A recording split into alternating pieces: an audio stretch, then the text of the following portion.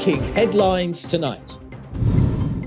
For the first time, the Cambodian Parliament hosts the 11th Asia-Europe Parliamentary Partnership meeting, aiming to improve diplomatic relationships between Asia and Europe. Cambodia receives over 300,000 doses of AstraZeneca vaccine through COVAX facility, while 2 million doses will arrive from China on Wednesday. Phnom Penh Municipal Court issues an order to forcibly sell the house of the former CNRP member Sam Rainsy to compensate 4 plaintiffs. Saudi Arabia opens African safari experience in Riyadh in a 62,000-mile stretch of land to be home to 700 animals native to Africa. This is the Daily Roundup on the EAC News Channel. A very good evening to you. I'm Paolo Bornini. The National Assembly of the Kingdom of Cambodia has hosted the 11th Asia-Europe Parliamentary Partnership meeting on Tuesday. Leaders and parliamentarians from over 30 countries have gathered at the event, which is being held under the theme of strengthening parliamentary partnership for peace and sustainable development in the era of COVID-19 and beyond. EAC News reporter Ria Soka has the story. Cambodia is proudly hosting the Asia-Europe meetings for this month of November. On Tuesday, Cambodia hosts the 11th Asia-Europe Parliamentary Partnership meeting. The ASEP 11 is an important part of the 13th Asia-Europe meeting, which Cambodia will also host at the end of November. ASEP 11 focuses on the cooperation between Asia and Europe and strengthening partnerships to promote peace, security, and sustainable social progress. President of the Senate, Sai Chum, says that the Asia-Europe meeting currently represents 65% of the world economy, 55% of global trade, 75% of world tourism, and 60% of the world's population. He says both in the framework of bilateral and multilateral cooperation, the Asia-Europe partnership has made significant contributions to reducing poverty in the least developed countries and developing countries, as well as contributing to the maintenance of peace, security, and stability. The Senate President has stated several callings to the participating leaders and institutions. He has urged all parties to promote peaceful dialogue based on respect for international law and sovereignty independence and non-interference in internal affairs to find a win-win solution, national unity, and global unity.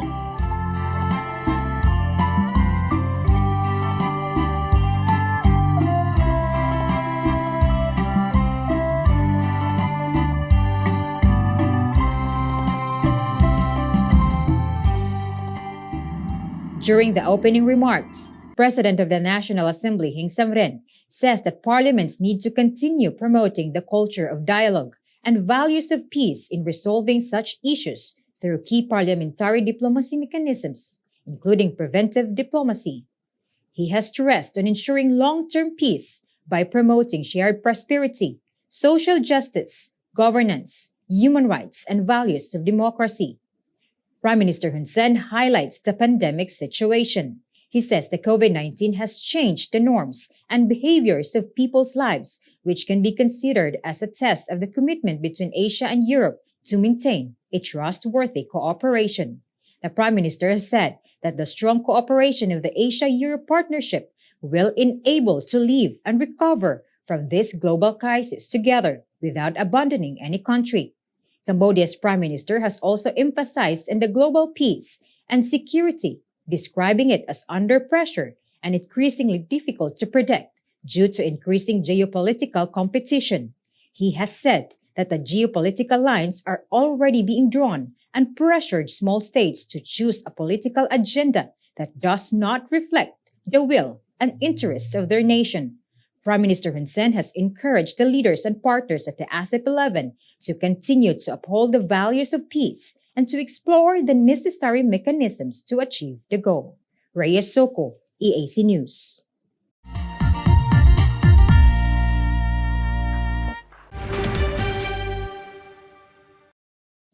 Over 300,000 doses of AstraZeneca have arrived in the kingdom on Monday via the COVAX mechanism On Wednesday, 2 million additional doses will arrive from China, which will be personally received by Prime Minister Hun Sen. EAC News reporter Yuri Matosko has the details. On Monday evening, 324,000 doses of AstraZeneca vaccine have arrived in Cambodia through the COVAX facility mechanism. It was received by the Secretary of State of the Ministry of Health, Yuk Sanbat, along with WHO representative in Cambodia, Dr. Lee Ailan. It's the third time the kingdom has received AstraZeneca vaccines as part of the COVID-19 Vaccine Global Access, best known as COVAX. Cambodia has so far obtained over 2.5 million doses of vaccines via COVAX facility, and a total of 6.6 million doses are expected to be given for Cambodia.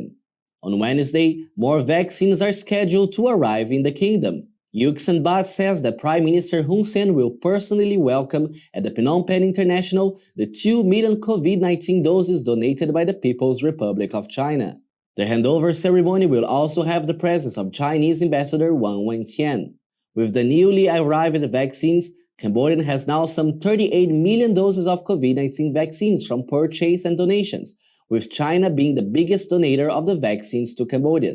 As for today, the nation's accelerated vaccination campaign has already fully inoculated more than 87% of the total 60 million population in Cambodia.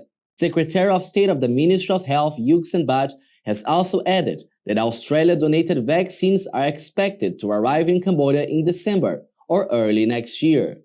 Yuri Matosko, EAC News.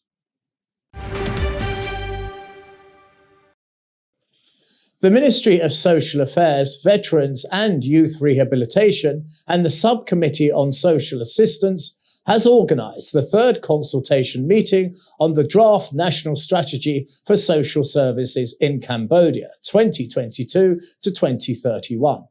It is aimed to gather additional input into the preparation of the SPI, National Strategic Plan, from the Cambodian Social Service Forces.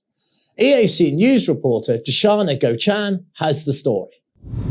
At the opening of the third consultation meeting, the Minister of Social Affairs, Vung Sot, announced that the ministry plans to put 2 social workers or deputy social workers in each commune across Cambodia as part of the broader effort to improve the national social service force.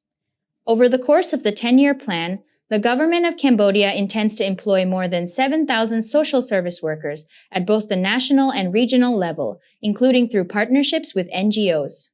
Minister Vung Sot has emphasized the important role social services play in supporting victims and vulnerable groups through the provision of welfare services that reduce poverty, identify and manage risks, provide protection, and connect vulnerable people together with their families. The minister further elaborated that the ministry is dedicated to developing a good social service force that will promote justice, reduce discrimination, change dangerous social behaviors, respond to all forms of exploitation, violence, abuse, and neglect, and make society more harmonious. To articulate the inclusive vision of the Ministry of Social Affairs, the minister says that the social services force will comprise of professionals, sub-professionals, governmental and non-governmental staff who will work together with children, youth, adults, women, the disabled, the elderly, families, and all communities to ensure good development and well-being. Darshana Gochan, EAC News. The Phnom Penh Municipal Court has issued an order to forcibly sell the house of the former CNRP member Sam Rainsy. His house, located in the capital's Minche district, is being put up for sale to compensate plaintiffs. The 4 of them are set to be paid around $2 million. EAC News reporter Ria Soka has the details. The money earned from the sale will be used as a compensation to the National Assembly President Heng Samrin, Prime Minister Hun Sen, Minister of Interior Sar King, and the royal government. The Phnom Penh Municipal Court issued a decision to sell the property by force. According to the final order dated on the 1st of November 2017, Sam Rainsy is charged for defamation. The Supreme Court ruled that Sam Rainsy should pay around $61,500 to National Assembly President Heng Samrin and around $984,000 to Prime Minister Hun Sen. for the final criminal judgment of the Phnom Penh Municipal Court, dated 30th December 2020. The decision is to compensate Minister of Interior Sar King of around $492,000, and the final criminal verdict dated 1st of March 2021 states to pay the royal government around $442,800. If all are combined, Sam Rainsy has to pay around $2 million. EAC News has not been able to contact Sam Rainsy's lawyer, Sam Suk Hong. Reyes Soko, EAC News.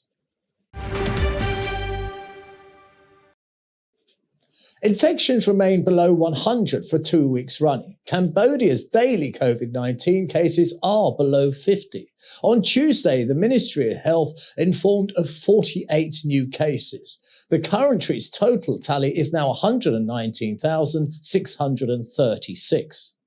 Of the 48 new cases, 11 are imported. That means there were 37 community transmissions discovered.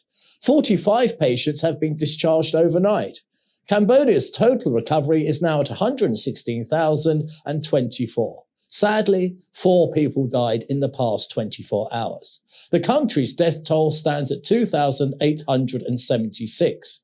Active cases, only 736. The Thai government is looking to reopen border checkpoints with Cambodia to enhance trade. Although Prime Minister Hun Sen decided to fully remove quarantine measures and allowed the full reopening of the country, borders between Cambodia and Thailand are still closed. The two countries are set to discuss how and where trade can continue. EAC News reporter Yuri Matosko has the story. Thailand Commerce Minister is aiming to boost trade with Cambodia again, allowing 2 border checkpoints to be reopened. The minister during Laksana visit says he's interested to open dialogues with Cambodian royal government in order to open the Trat Sen checkpoint in Trat province and the Ban Nong Yen border checkpoint in Sa Kaeo province. It's an attempt to revive trade with the neighbor Cambodian, a trend that has been increasing in the past months after the COVID-19 pandemic has affected the economy of both nations. As for today, Thailand has already reopened 48 checkpoints, but 49 others are still closed. From January to September this year, profits of 1.2 trillion baht were tallied from cross-border trade in Thailand. It's an increase of 31% compared to the same period last year.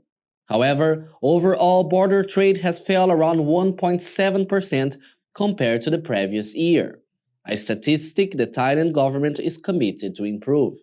Yuri Matosko, EAC News. Authorities in Banteay Minchey province have repatriated 67 Thai nationals on Monday. They had been discovered illegally residing in Phoi Phet City. Provincial police forces had received information about the presence of illegal workers last week, prompting them to conduct searches in the province. Banteay Minchey Provincial Police Commissioner Major General Sith Lo has told EAC News that last Friday the immigration and police authorities were conducting searches in Phoi Phet, resulting to the discovery of illegal workers. Searches in the area have discovered numerous migrants residing illegally. 4 of them were found staying at Ming Hao Guest House in Phoi Phet City. A further 56 people were found in a building in Kilo 4 village. Others were discovered in various locations, including Poly Casino. A total of 67 people in total were found, 24 were females, and 1 was severely disabled. Currently, the 67 Thai nationals have been handed over to the Thais by the Cambodian authorities at the Cambodia-Thailand Friendship Bridge at Phoi Phet International Gate. Another success for Cambodia's campaign against drug trafficking on Monday. A total of 38 people have been arrested in the kingdom's fight against the sale of drugs in the country. This was following the recent arrest of a Canadian national with over 176 kilograms of illegal drugs, seized by the police authorities. EAC News reporter Dashana Gochan has that story. spokesman for the Ministry of Interior, General Q Sopiak, has confirmed on Tuesday that at least 38 suspects of drug and criminal offenses had been apprehended across the country on Monday. The ministry has commended the efforts of law enforcement for their hard work in cracking down on crime and serving the people of Cambodia. At the same time, General Q Sopiak has called on all citizens to embrace the slogan 3 Don'ts, 1 Report from Cambodia's national anti-drug campaign. He has asked citizens to avoid getting involved with drugs and to also play their part in reporting drug offenses and other crimes. Monday's drug crackdown achievement follows the arrest of a Canadian national in Phnom Penh, where 167 kilograms of different variations of drugs were seized by the arresting authorities. Darshana Gochan, EAC News. The continuous deluge of rain experienced in the Pursat province has caused rising rivers that are now reaching dangerous levels. This has forced the Pursat provincial administration to declare a state of emergency. A similar situation is also raising concerns in the provinces of Battambang and Rattanakhiri. EAC News reporter Darshana Gochan has more. Pursat River's water level continued to rise, reaching the dangerous level. This has led the Pursat provincial administration to issue a warning for the residents in the area to be very careful. On Tuesday morning, its water level has risen to 5 meters, resulting to the declaration of a state of emergency in the province. The Department of Water Resources and Meteorology in Pursat province reported that if there is no more rain in the upper parts of Yalveng and Penong Kravat districts, the Pursat River water level is expected to decrease. However, Director of the Department Kyo Vai has advised all citizens living along the upper river area to be very careful and watch over their children to avoid any accidents related to the flooding. He says the department, along with the governor of Pursat province, are prepared and well equipped to respond to any disaster situations in a timely manner. In Rattanakhiri province, 600 flood victims have received donations from the Cambodian Red Cross on Tuesday. Some areas in Battambang province have also experienced flooding. Authorities are highly monitoring the situations of families, especially those living near the rivers. The Ministry of Water Resources and Meteorology had previously issued a warning weather notice about light to heavy rainfall in the country between 11th to 16th of November, which could cause flash floods. Yuri Matosco, EAC News.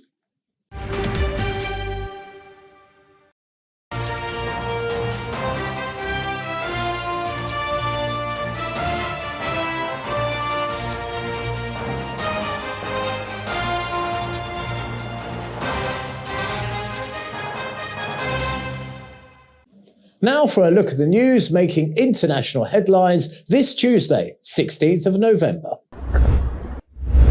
A CCTV has captured the moment a taxi exploded shortly after it has pulled outside Liverpool Women's Hospital in the northern English city of Liverpool on Sunday. Police has confirmed that the homemade explosive device that blew up the vehicle was carried on board by a passenger. The driver, named David Perry, has managed to escape from the vehicle seconds before it engulfed in flames, but was injured. The explosion happened whilst he was still inside the car, and how he managed to escape is an utter miracle. While the passenger, who is believed to have brought the device into the taxi, died at the scene.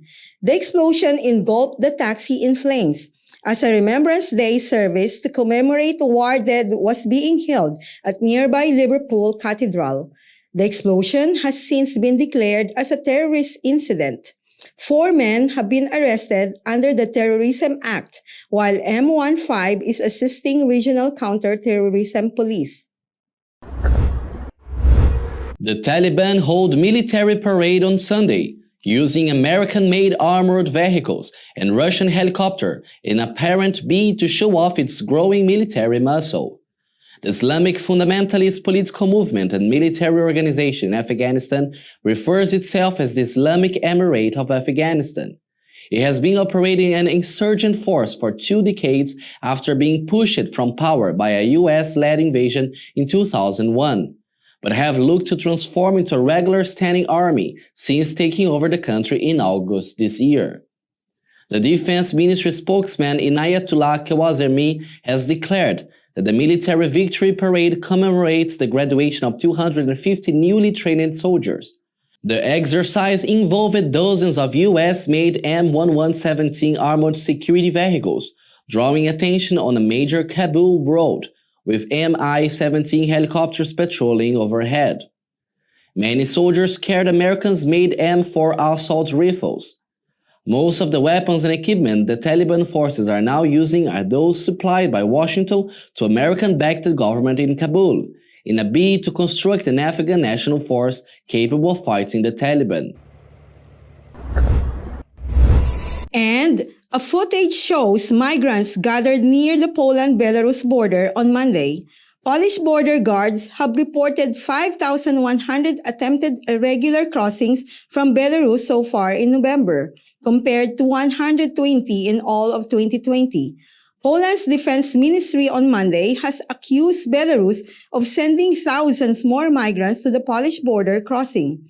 The defense ministry has also added that the relocation of migrants from the makeshift camp to the border crossing in Toshnica is a planned operation by the Belarusian services.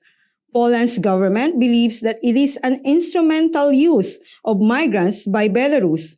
Migrants, mainly women and children, are forced to approach the fence so that the Belarusian media can prepare their propaganda materials.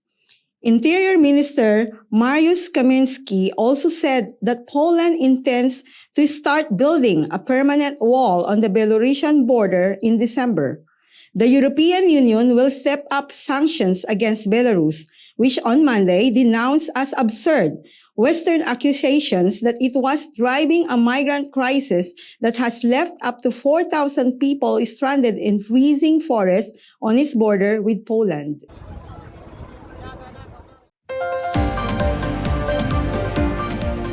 After the break, a look at all the latest sports news.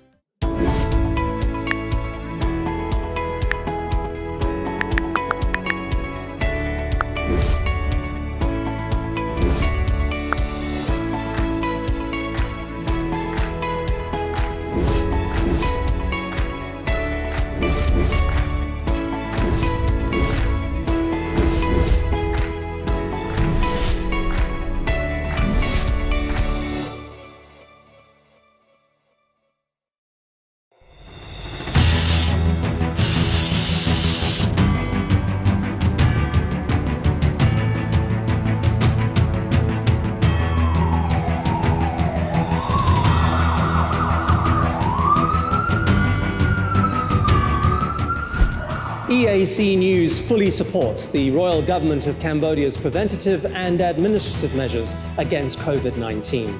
But we need you to play your part in helping bring the 20 February community transmission event to an end. Wash your hands regularly, sanitize wherever possible. Keep an eye on your body temperature. Use the Stop COVID QR code and maintain a safe social distance. But above all, please, please, please, wear a mask. Only together can we beat COVID-19.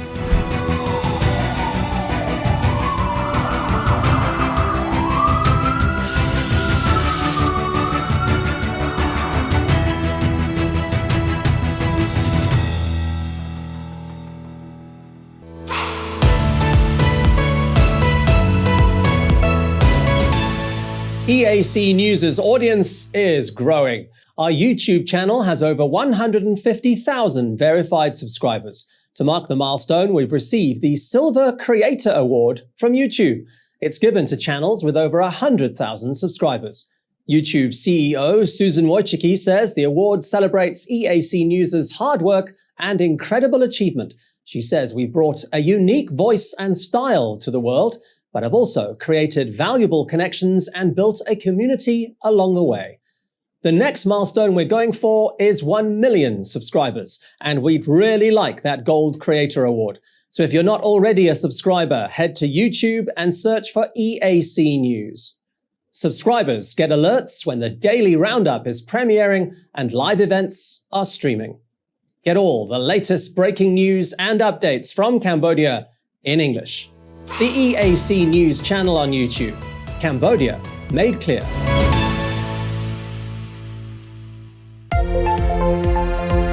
If it's happening and you need to know about it, you'll get it all right here.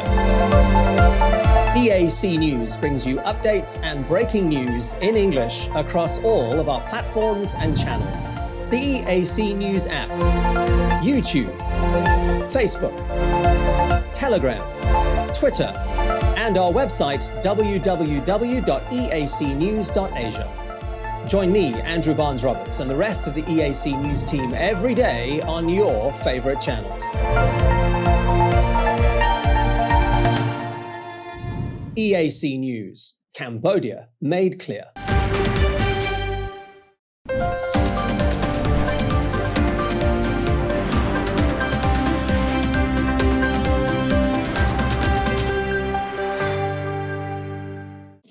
Argentina's captain Lionel Messi is fit again and will start the World Cup qualifier at home in Brazil on Tuesday. But Neymar will miss out for the visitors Brazil after an injury to his thigh, as previously announced by his team.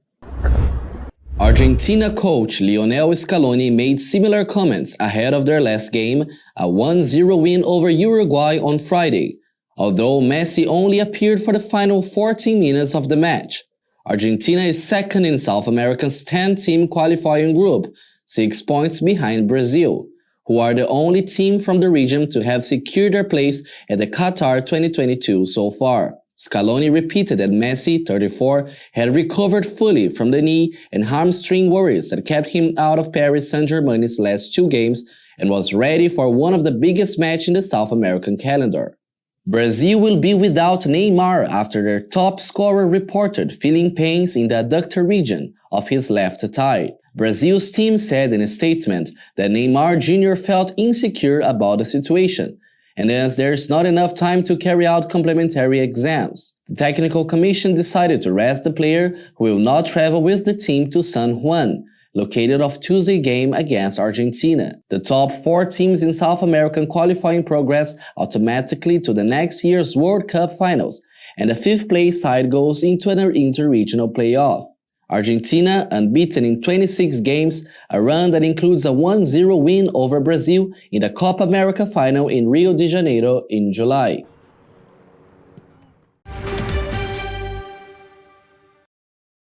Novak Djokovic has made history once again. The Serbian tennis player secured the year-end #1 spot in the ATP rankings for the 7th time on Monday, after starting his ATP Finals campaign in Turin with a win. The world #1 bettered the mark set by 14 times Grand Slam champion Pete Sampras, who ended the year on top of the rankings from 1993 to 1998. He says he's extremely happy, and it is one of his biggest goals to try and be #1 and to end the season in top place. He has claimed that he's very grateful to be in the position and being able to surpass his childhood idol, Pete, who is also his role model. Earlier, the Serbian began his quest for a 6th title at the season, ending ATP Finals with a 7-6, 6-2 victory over Norway's Casper Ruud.